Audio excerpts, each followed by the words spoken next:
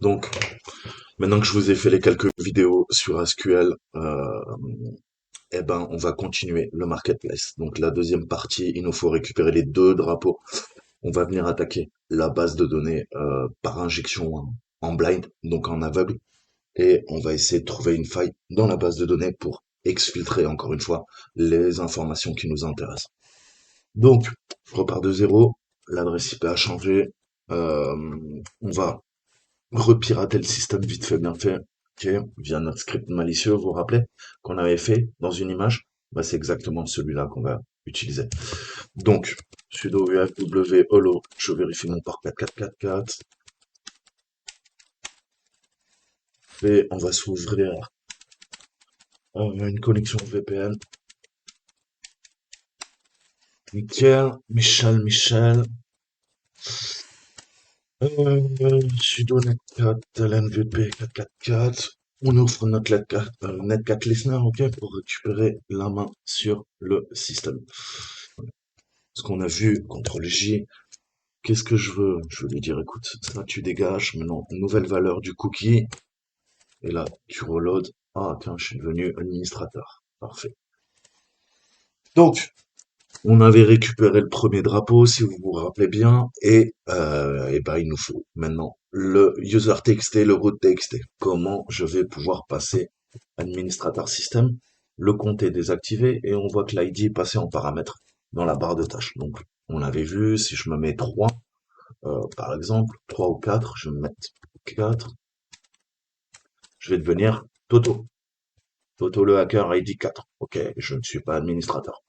Donc à partir de là, comment peut-on faire une attaque SQL? Eh ben, on va venir tester. On va faire des blinds, donc en aveugle, et il va falloir déjà tester. On sait que le paramètre user est sûrement faillible.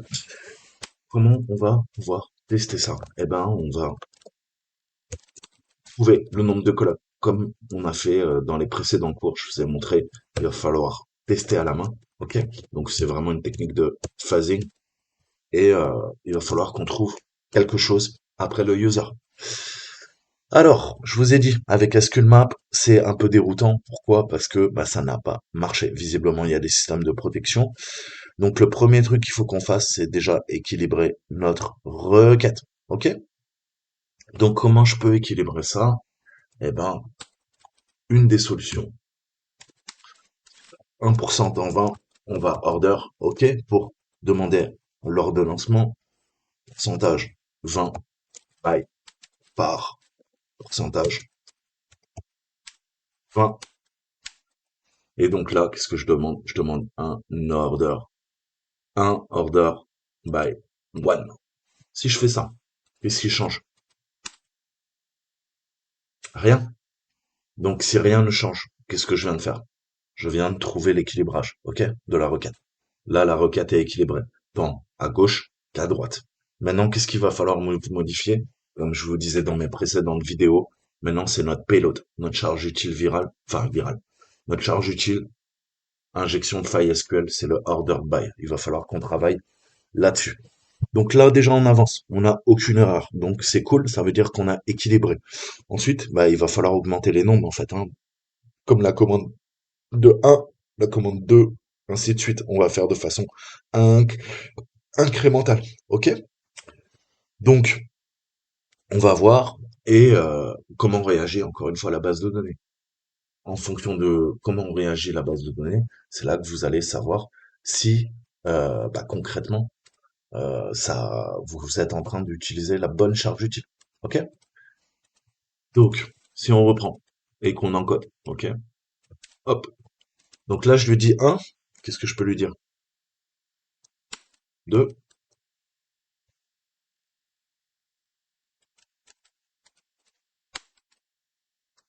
Pour l'instant, rien.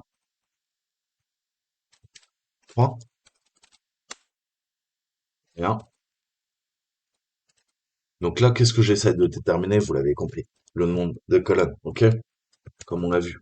Il va falloir tester un par un jusqu'à qu'on tombe sur un message ou quelque chose de différent. Ah, error, bad field, bad field error, and no column. OK? Donc, il nous dit colonne inconnue en 5 hein, au niveau de la clause order. En effet, on a bien mis une clause dans notre statement, dans notre déclaration. Ça, c'est une clause. OK? On utilise la clause order. Et là, qu'est-ce qu'il nous dit? Bah, la base de données, elle nous dit colonne 5, tu vas trop loin, mon gars. Tu es en train de t'enflammer. Qu'est-ce qu'on peut en déduire? Eh ben, ça veut dire qu'il y a 4 enregistrements, 4 colonnes dans la base de données. OK? Puisqu'on peut pas aller dans la colonne 5. OK? Donc, on va se focaliser sur ces 4 enregistrements. OK? Comment on peut maintenant retrouver le numéro de l'enregistrement où on va pouvoir injecter notre requête SQL? Plus clairement, dans quelle colonne il va falloir qu'on travaille, OK, pour pouvoir parvenir à nos fins. Donc comment on va faire? Eh ben cette fois-ci, on a utilisé quoi? On a utilisé la clause order, OK, tu vas me les ordonner par. Là maintenant, je vais faire un union select, OK? Je vais demander de faire un union et de sélectionner quoi? Eh ben mes enregistrements. On a vu quoi? Qu'il y avait 4 colonnes. Ben, je vais lui dire, écoute, colonne 1, 2, 3, 4. On va voir encore une fois comment notre base réagit. Donc qu'est-ce que je lui ai dit? Un pourcentage 20. Ça n'a rien changé. Là, on avait mis, vous vous rappelez, order. On change. On met union. OK? Maintenant, qu'est-ce qu'on fait? Pareil, on continue. Pourcentage 20. OK, on cale non null byte. On veut faire quoi? Ben, un select, vu qu'on sélectionne plusieurs enregistrements, plusieurs colonnes. Donc, c'est ce qu'on lui demande. On continue. Pourcentage 20. Putain, pourquoi mon pourcentage il galère comme ça? Pourcentage 20, là on est bien. Et qu'est-ce qu'on veut sélectionner? On a dit 1, 2, 3 et 4. On est d'accord.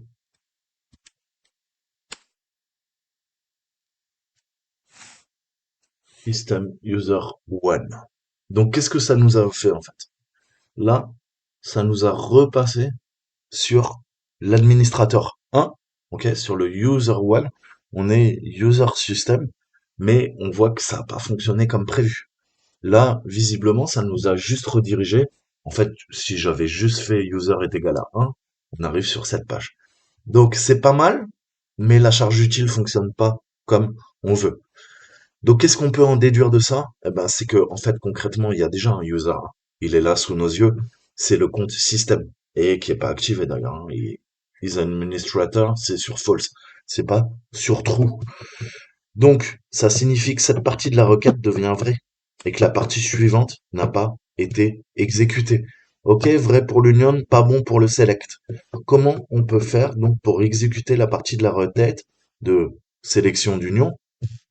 Et voir comment, bah, si la première requête est false, en donnant une valeur qui n'existe pas, hein, comment on peut forcer ça? Ben, je peux simplement lui dire, écoute, je sais que tu as 4 utilisateurs, ça sera toujours vrai, peu importe ce que je te mets, ben, je vais te mettre, je sais pas, 7, 8, il n'y a pas de user 8. OK? Donc là, je vais pouvoir pousser à la faute la base de données. Donc le premier statement, la première déclaration devient fausse. OK? C'est un booléen. Comme il n'y a pas de user 10, il n'y a pas de user 9, il n'y a pas de user 8, il n'y a pas de user 5, vous avez compris où je voulais en venir. Et est-ce que ça permettrait d'équilibrer justement? L'équilibrage est bon, mais je veux dire au niveau de la parité, des booléens, vrai et faux. Il faut que ça devienne faux. Donc qu'est-ce qu'on peut faire? Eh ben on recommence. Ok.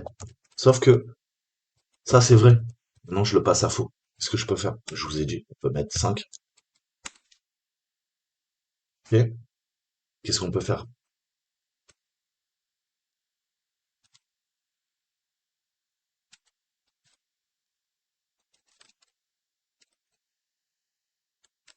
Piston 8. Ah, user 1 is administrator true. Donc là, user 1 is user 2 et administrateur. On voit bien que ça a fonctionné. Là, ça a fonctionné. OK? Donc, qu'est-ce qui se passe? Ben, on voit bien qu'on est en train d'usurper les droits dans la base de données. On était connecté en tant que user 1, et pourtant, au niveau de notre requête SQL, grâce à l'injection d'une requête mal formée, notre charge utile, on récupère quoi? on récupère les données du user 2. Qui est administrateur, c'est parfait en base de données.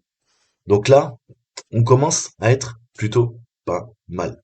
Qu'est-ce qu'on peut faire maintenant? Eh ben, on va continuer et on voit que user 2, il est là-dedans. Donc, il faudrait peut-être modifier. OK?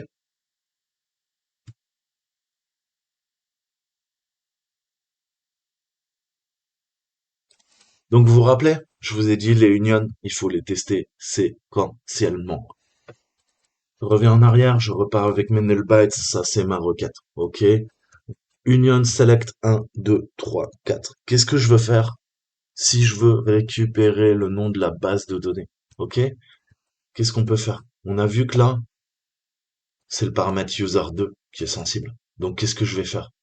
Ben, je vais tout simplement remplacer le 2. Par quoi? Qu'est-ce qu'on a vu en MySQL? Et pas que.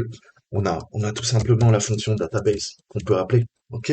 Pourquoi se casser la tête? Je vais l'appeler.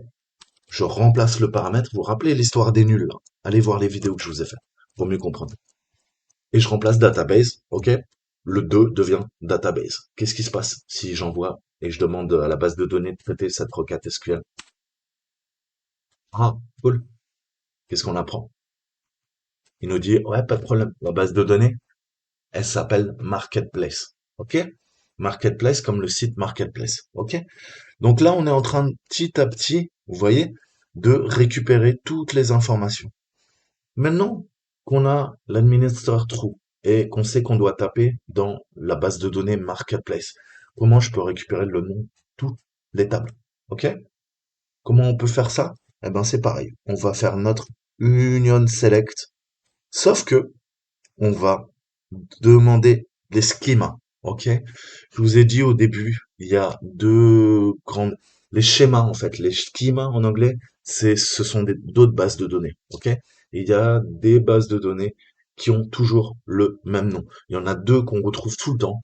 C'est l'information underscore schema, donc schéma d'information, littéralement, et le table underscore schema, qui veut dire schéma de table. OK?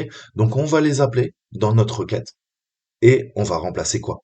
On va remplacer le database, on n'en a plus besoin, toujours niveau 2, OK? Et on va le remplacer par quoi? Eh bien par une action qui va nous permettre de récupérer quoi? Toutes les tables. Comment ça s'appelle les tables en SQL? Là, dans MySQL, c'est des underscore name, OK? Nom des tables. Donc, qu'est-ce qu'on fait? Eh ben, c'est pareil.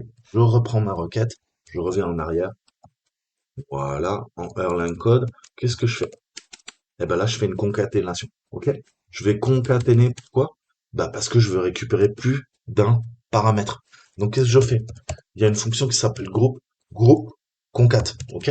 Donc comme son nom l'indique, hein, en SQL, c'est jamais très compliqué au niveau en tout cas de la syntaxe. Là, je demande une concaténation de groupe. OK? Au niveau d'un groupe, je vais demander à concaténer les informations. Et qu'est-ce que je veux? Qu'est-ce que je passe en valeur? Bah, je passe en paramètre.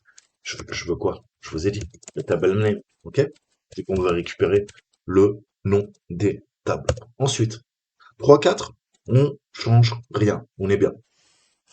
Qu'est-ce que je veux? Avant, on avait fait un from. Eh ben là aussi, il va falloir nous faire un from. C'est pas fini.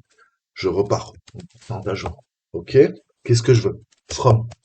Qu'est-ce que je veux? Espace. Pourcentage 20. OK? Donc, vous l'avez bien compris, là, via des null bytes, ou en tout cas le pourcentage 20 va nous permettre de contourner tous les white space, OK? Les blancs. Tous les blancs, vous l'avez vu dans la requête, je les transforme en pourcentage 20. Donc, qu'est-ce qu'il nous faut maintenant? Je vous ai dit, on a deux grandes tables, l'information schema et le table schema. Donc, à partir de quoi je veux récupérer les noms des tables? Eh ben, il faut que je regarde au niveau de l'architecture. Et l'information schema va me donner toutes les informations, en fait. OK? Donc ça, je lui demande de rechercher là-dedans. Et qu'est-ce que je cherche? Bah, les tables. OK? Et ensuite, il nous faut lui dire, on cherche quoi? Bah, où? Donc, à partir de l'information schema, toutes les tables qu'il y a là-dedans. Je veux quoi? Ben, je veux trouver le table schema qui est présent dans quoi? Dans la base de données. OK? Donc, pourcentage 20 pour l'espace. Je fais quoi? Ma condition, where, où, et qu'est-ce que je veux? Pourcentage 20, je veux mon table schema, comme je vous ai dit. Et ça, il faut qu'on le cherche où? Eh ben, il faut qu'on le cherche au niveau de la base de données. Okay, donc, est égal à quoi? Est égal à notre database, fonction qu'on a appelée. OK? Et qui est codée en dur dans la base de données. Donc là, on est pas mal. Est-ce qu'il faut un point, point virgule? Non, je crois que ça sera interprété comme ça. Voilà. OK. On commence à récupérer les tables. Qu'est-ce qu'on a récupéré? On a récupéré trois tables. On a la table item, ok, les objets, l'équipement, bah, plutôt les objets, vu que c'est un peu comme un Leboncoin, on va dire objet. Les messages et les utilisateurs, ok. Donc maintenant, petit à petit, vous avez bien compris, on est en train de faire de la reconnaissance. On a récupéré le compte, on a fait usurpation des droits. Maintenant, on commence à aller requêter en base de données. On lui demande le nom de la base de données. Dans cette base de données, on commence à dropper les tables, c'est-à-dire à énumérer les différentes tables qui sont présentes dans la base de données. Qu'est-ce qu'on fait? Eh ben, on va continuer notre attaque. Maintenant, qu'est-ce qu'on peut faire avec ça? Avec ces tables, on va pouvoir récupérer les noms des colonnes à l'intérieur de la table user, puisque nous, c'est celle-là qui nous intéresse le plus. Je vous avouerai, savoir combien il y a d'items, je m'en fous. J'ai qu'à aller dans New Listing ou dans Home. Je sais qu'il y a eu 3 objets qui ont été postés. OK? Les utilisateurs, c'est pareil. Je me suis baladé. Maintenant, j'ai accès au, euh, au panneau de configuration administrateur. Je m'en fous. Moi, ce que je veux, c'est les utilisateurs. OK? Pour pouvoir aller voler les secrets en base de données. Donc maintenant qu'on a nos enregistrements, on sait à peu près le nombre de colonnes à l'intérieur. Euh, il va falloir, pardon, excusez-moi, connaître le nombre de colonnes à l'intérieur de la table user. Donc reprenons notre petite requête. On va voir comment je peux la modifier. Donc je repars de zéro. OK? Qu'est-ce que je dois modifier? Je pense que vous l'avez compris. On a travaillé sur table name. Maintenant, on va travailler sur les colonnes. Qu'est-ce que j'ai à changer? Quasiment rien. Il y a table name et il y a column, ok, comme colonne. Et c'est présent dans quoi? Eh ben, pareil, un nom. Donc je lui demande le nom des colonnes, ok. On fait notre groupe compte 4, toujours en position 2, et après, c'est ça qu'on va venir modifier, ok, qui nous intéresse. Donc, qu'est-ce qu'il nous faut concrètement? Il faut qu'on récupère, pareil, les informations schema et le table name. Mais par contre, il va y avoir quelques petites modifications. OK? L'information schema, avant, on tapait dans les tables. Maintenant, les tables ne nous intéressent plus. Donc, qu'est-ce qu'on va lui dire? Tout simplement, bah, maintenant, tu cherches dans les colonnes. OK? Ça, c'est un petit peu logique. Ensuite, le table name. Vous vous rappelez,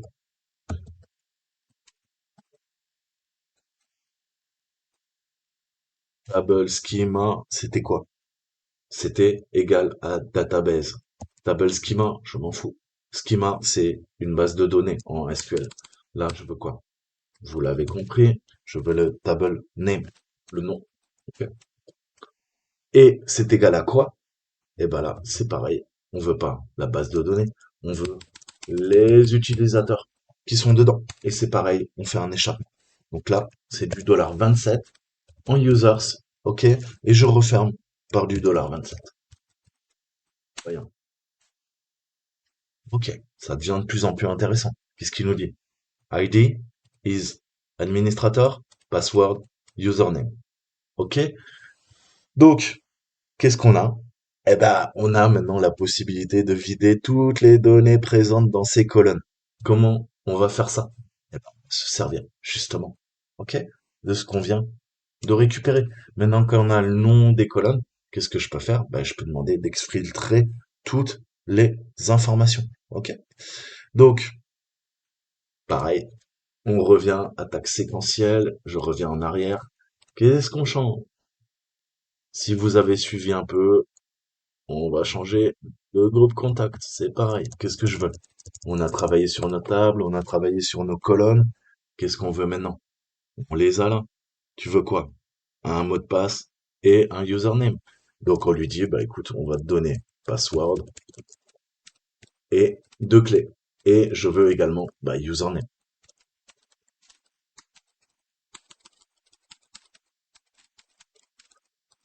Ok? Ensuite, qu'est-ce qu'il faut qu'on change? Au niveau de l'information schema, colonne. À votre avis, qu'est-ce qu'il va falloir changer? Eh ben, tout ça, en fait, on n'en a plus besoin. Maintenant qu'on a concaténé, hein, on a fait un groupe concat au niveau de username et de password, qu'on a fait notre 3, 4, qu'est-ce qu'on a à lui dire? Eh ben, en fait, finalement, tout ça, on n'en a plus besoin. Ça, il fallait le déterminer quand on cherchait dans la base de données, dans nos tables, dans nos colonnes. Une fois qu'on a base de données, table, colonne, on n'a plus besoin de faire ces requêtes. Donc, qu'est-ce qu'on fait? On efface quasiment tout. Ok, pas tout, pas tout à fait, mais hop, ça dégage. Ok? Donc je lui dis quoi? 3, 4, je lui mets un blanc, je lui dis from, ok? Je remets un blanc et je veux quoi? Je veux à partir de user. Et là, on avait fait notre 27 parce que c'était égal à quelque chose. Là, j'ai même pas besoin. Je lui dis juste, écoute, voilà, égal à users au pluriel. Alors, on va essayer ça. Pareil, je la prends, ça passe. Mais vous voyez, en théorie, je vous remonte, en théorie, il aurait fallu à chaque fois mettre un point virgule. Ok? Fin de l'instruction. C'est quand même interprété par la base de données, on n'a pas de souci. Mais c'est plus propre en termes de syntaxe, hein. On termine toujours, je le répète, une requête en base de données SQL par un point virgule. Ok? C'est pas propre au SQL, même j'ai envie de vous dire, mais ça permet de comprendre que c'est fin d'instruction. Donc là, qu'est-ce qu'on a? Bah, on a des trucs bizarres, mais ces trucs bizarres, vous savez qu'on vient de dropper quoi? Là, on vient tout simplement de dropper bah, la base de données. Ok. Donc, on a Michael, on a Jake et on a System. Qu'est-ce qu'il nous faut, nous? Bah, il nous faut System. Ok. Moi, je crois que ça a l'air super intéressant. Je dis ça, je dis rien. Donc, qu'est-ce qu'on va faire? On a le hash. Ok. Mot de passe chiffré sous forme de hash. Qu'est-ce qu'on peut faire? On peut essayer de les casser. Tout simplement, on sait que c'est du 2B6. On va voir. On va voir un petit peu comment on peut les casser, tout simplement. Donc, à chaque fois qu'on va là-dedans, on vous rappelait, on n'a pas réussi à craquer les mots de passe de la base de données, on a des messages. OK? Quand on est allé requêter, vous vous rappelez, quand on a demandé le nom des tables, il nous a dit, écoute, il y a message, item et user. Je vous ai dit, le plus important, c'est user. Allons récupérer les mots de passe. Ce qui était, au niveau de la logique, pas faux. Malheureusement, ça ne marche pas. On n'arrive pas à récupérer les mots de passe. Donc, bah, on va aller voir. Y aurait-il pas des messages, hein, vu que Jake et Michael ils sont admins, est-ce qu'ils se sont pas envoyés des petites choses croustillantes qui nous permettraient d'usurper leur identité? Donc, je suis revenu en arrière, j'utilise la même attaque et on va reprendre. On avait attaqué message à partir de là, de notre requête. Maintenant, qu'est-ce qu'on va faire? Eh ben, on va venir bah, tout simplement attaquer. euh, Enfin, on avait attaqué, pardon, user. Maintenant, on va venir attaquer message. Vous l'avez bien compris.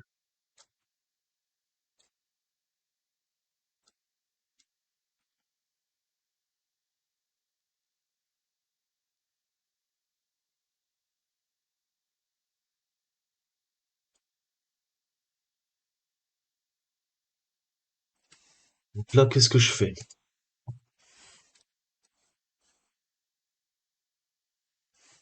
Je veux quoi? Je repars, je repars, je repars. On va essayer de la faire en clair. On va voir s'il l'interprète, mais à mon avis, ça va planter. S'il l'interprète quand même. Ok. Donc, j'efface le table name. C'est pas ça qu'il me faut. Ok? On est d'accord? On l'a déjà. Moi, je veux quoi? Je veux le column.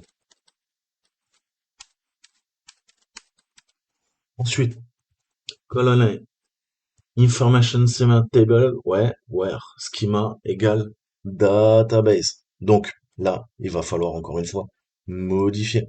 Qu'est-ce qu'on veut? On veut récupérer quoi? Pas ça, pas le table database.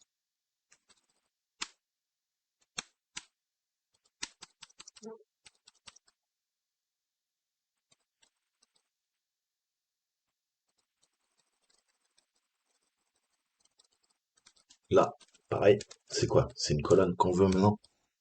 Ok? Où? On va lui dire quoi? Eh ben là, le nom de la table, ok, est égal à quoi? Eh ben est égal à, vous l'avez compris, messages.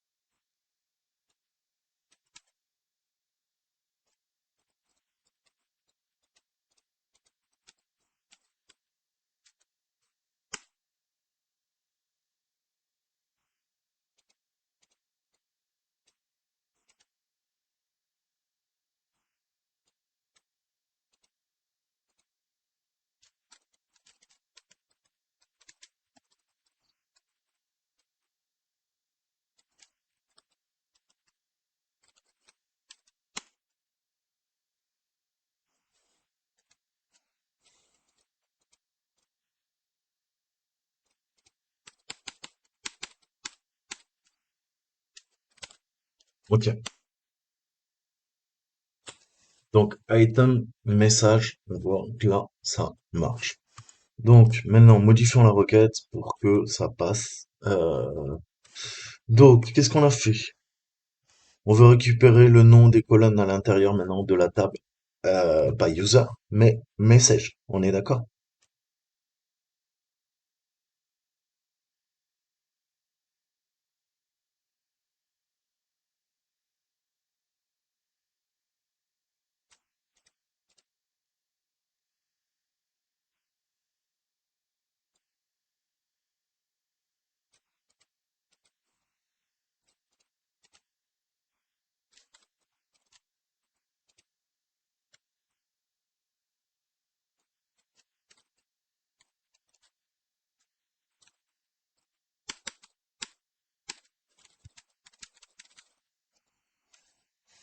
Donc, pourcentage 20, colonne name, table name, colonne name, groupe par admin user, pourcentage 20, 23, une bêtise.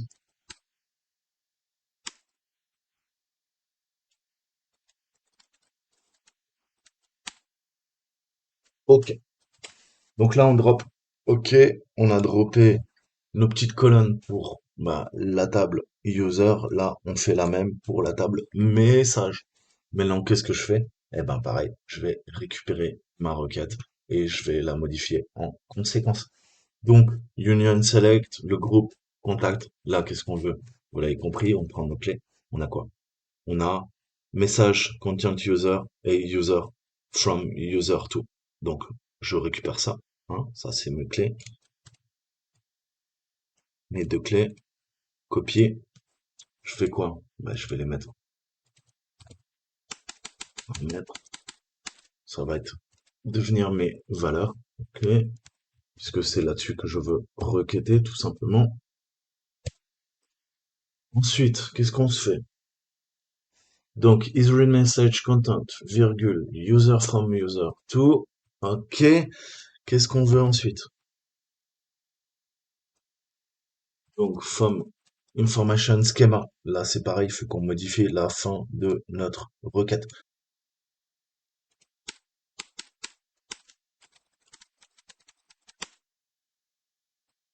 Ok. Donc, mettez planté. Il nous faut juste message content. Ok. Première clé. Et deuxième clé, user from user to. Ok. Et on va requêter dans message, pas dans utilisateur. Ok. Et là, il nous dit, salut, donc un système automatisé a découvert que ton SSH est trop faible. Ok. Il va falloir que tu le changes. En attendant, voilà ton nouveau mot de passe. Donc c'est nickel. On vient de gagner un accès. On vient de gagner un accès. Donc il dit ouais, voilà, ça enfreint nos règles, patati patata. On voit tous les messages, mais le message le plus important, c'est ça. Donc qu'est-ce qu'on va faire? Alors, j'ai trouvé une requête encore plus simple. Un user 12, 8. Vous pouvez mettre ce que vous voulez, hein. Là, c'est vraiment pas important. Le union select group concat sur message content 3 4 from message. À vous de voir. Euh, Nouveau code que je vais venir tester. Et j'espère que cette fois-ci, ça va marcher. Quoi, je vous dis ça parce que bah, là, j'ai galéré, j'ai testé, j'ai récupéré un premier. C'était celui-ci. Ça marchait pas avec Michael ni notre ami Jake. Donc bah là, on part de zéro. Ok.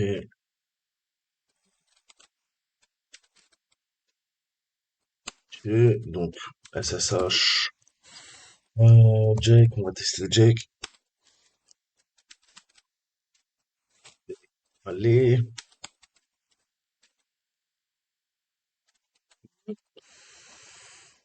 On va essayer Michael.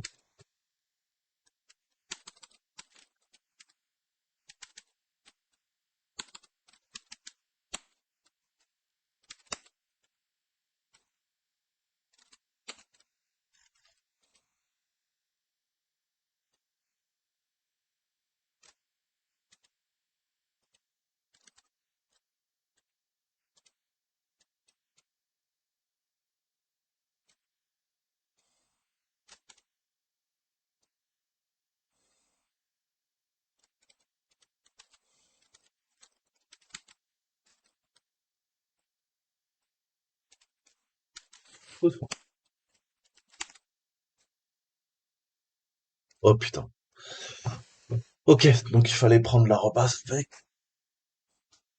Donc, on arrive enfin sur le système, on a notre foothold. Ah, bah on a notre user, bien, que demande le peuple. Premier drapeau.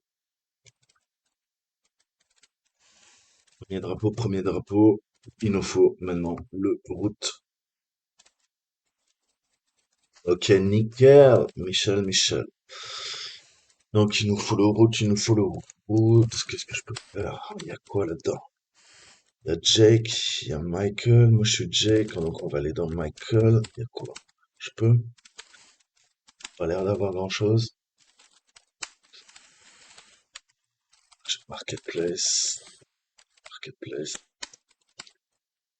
Startup.sh, c'est quoi ça?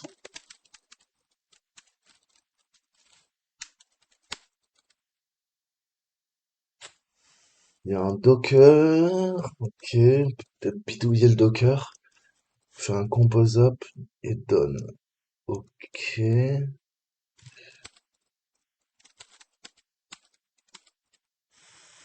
Allez, voir. Sudo Moselle, il y a moyen. Secure pass. Ah, no password en tant que backup. User Jake may run the following command on the marketplace.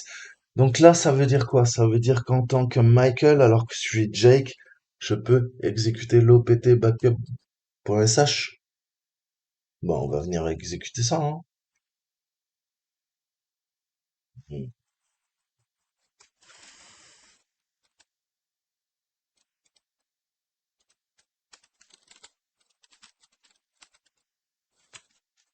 Backup sh, backup down.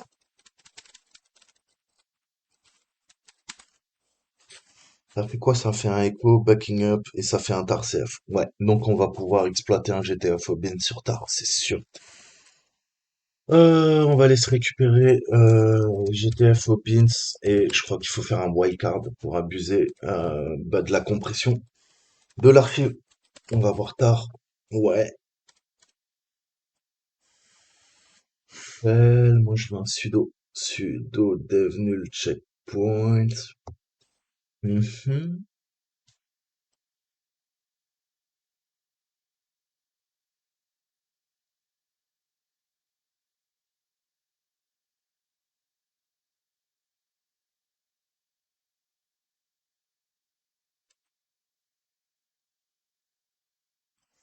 Ok. Donc avec un checkpoint, on peut l'utiliser en tant que sudo. Limite suite. Putain, je croyais qu'avec un astérix, tu pouvais faire un truc.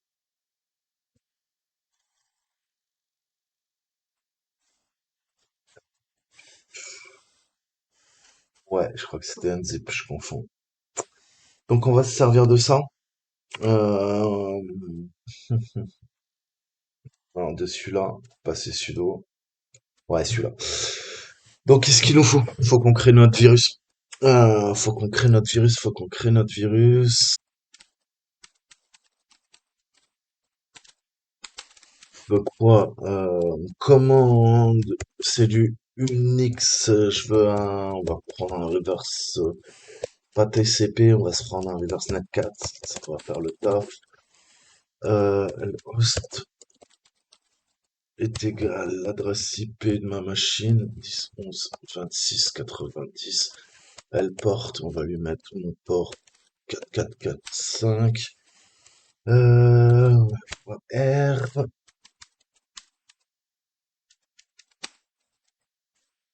Voilà. Qu'est-ce que j'ai fait comme bêtise?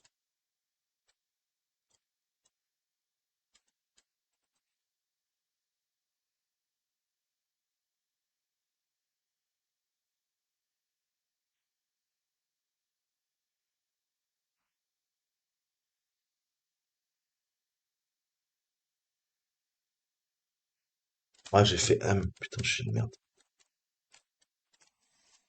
Donc, R1, je le veux au format RAW, puisqu'on va le passer.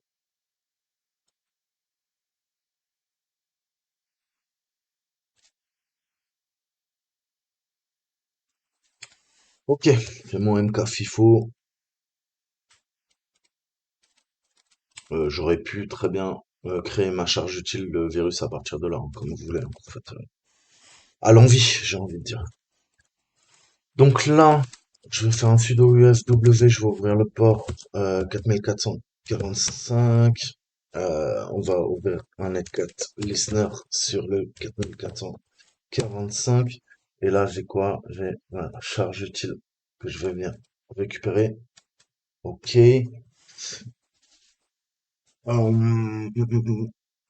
Ah, déjà, erreur, parce que c'est 10-11, mais bon, ça, je peux le corriger à la main. Il n'y a pas. Mort d'homme.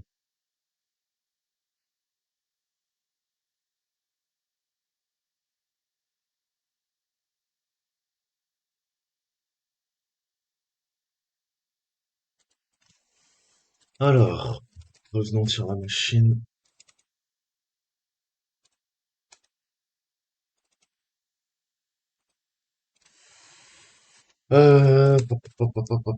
Pa.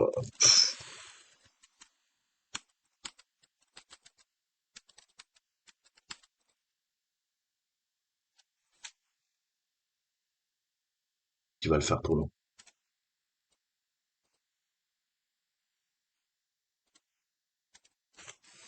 Donc, qu'est-ce qu'on va lui faire? On va lui faire un écho. Tu me mets entre guillemets. On veut quoi? On a dit donc checkpoint.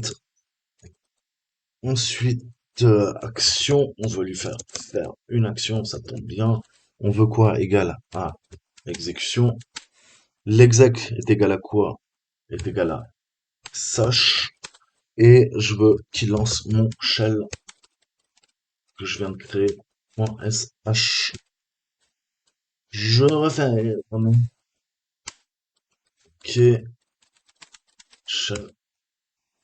Parfait.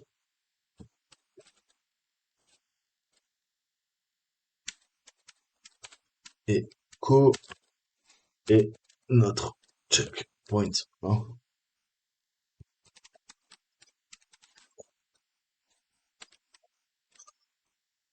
Checkpoint 1, checkpoint action, ouais. Ok. Ok. Donc là, on vient d'utiliser le wildcard exploit. Ok. Donc, on a copié notre reverse netcat shell dans un fichier shell.sh qu'on a placé dans OPT backup, dans l'arborescence. Ok. On a quoi? On lui a demandé de lancer. C'est quoi le principe de checkpoint en fait? Eh ben, c'est de lancer l'action quand bah, le point d'arrêt est défini. Ok. Donc quand on lui a dit quoi? On lui a dit dès que tu vois les deux petits points, eh ben tu t'exécutes. Et après on lui a dit bah tu nous montres en fait hein, le message de progression. Enfin, enregistrement. C'est notre checkpoint tiré 1. Il est là. Ok. Donc on a notre Netcat Listener qui coûte moins sur mon port 4445. Et maintenant, bah, il faut qu'on lance en tant que Michael, donc sudo-u user, je précise, euh, Michael, son blaze. Et qu'est-ce qu'on veut exécuter? On veut exécuter le backup SH, ok? Pour qu'il utilise tar avec le wildcard qui va déclencher quoi? Notre payload, tout simplement. Et j'espère que ça va nous donner les droits.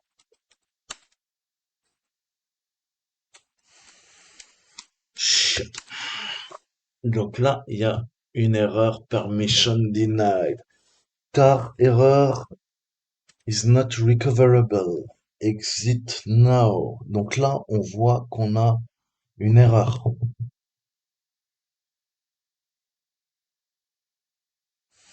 Comme si comme si elle existait déjà. Euh, est-ce qu'on peut, ouais, sudo, est-ce que j'ai les droits mv, backup, tar, je sais pas, en back, tar, on la renomme, ça fait taf.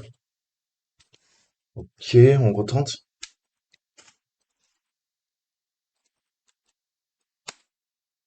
Ah, yes.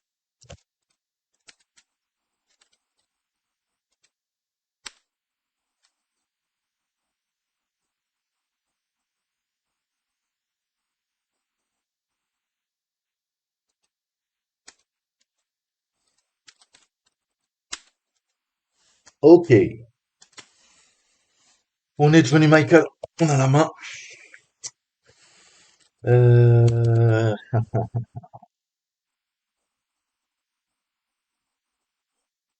donc. Ah non. Putain, on n'est pas route. Donc là, on est dans le groupe docteur. Bah ouais, je croyais qu'on serait route. Je suis deg. Je suis deg, je suis deg, je suis deg. Donc il faut qu'on arrive à s'échapper de la compartimentation du Docker. Je crois qu'il y en a un là. Docker, s'il te plaît. Yes, Docker sudo. Alors, ok, permettre de gagner l'accès, donc tu fais un sudo run-vmnt alpine chroot, bah écoute, hein, ça mange pas de pain.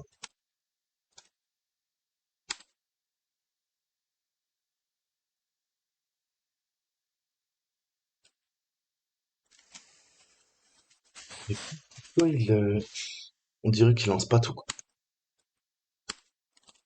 Là, je me pose des questions. Sudo docker, donc on va prendre ça.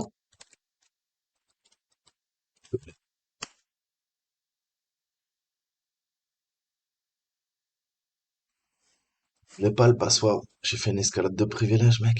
Putain.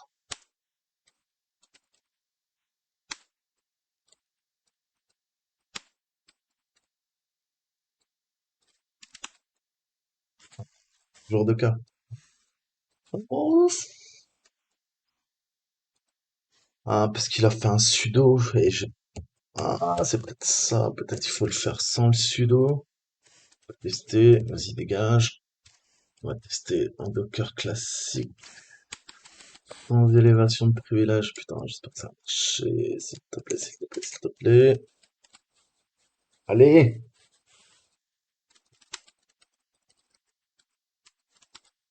Yes! On est dans la place, on est route. Putain. Voilà. Deuxième partie. J'espère que vous avez kiffé. Comment faire notre injection de faille SQL, dropper hein, toutes les bases de données, les tables, les colonnes. Hein, vous avez vu avec notre union select et après avec des clauses, un from, where, comment on peut manipuler tout ça, rebondir sur le système. Il nous a donné une clé SSH, escalader nos privilèges via le wildcard hein, qui était présent. Je vous mettrai toutes les failles qu'on a utilisées hein, dans cet exercice. Et bah là, en théorie, on devrait pouvoir lire route.txt vu qu'on est admin. Voilà,